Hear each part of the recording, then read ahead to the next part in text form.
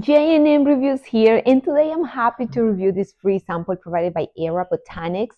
So it is a cleanse and restore soap for suitable for sensitive skin, and it has Manuka honey, and it has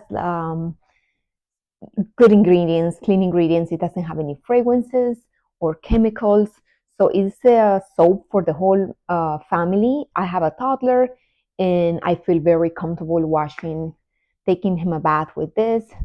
So all you have to do is put a little bit on your sponge. This is how it looks. It's like a clear consistency. It doesn't have any smell, but I love the ingredients. They're very clean. It's very, as you can see, makes bubbles. It's very foamy. And what I enjoy is that I can use it for my face after removing makeup. So this is great. It has aloe, it has different oils and clean ingredients that you are going to enjoy. I hope you check it out. Thank you for watching.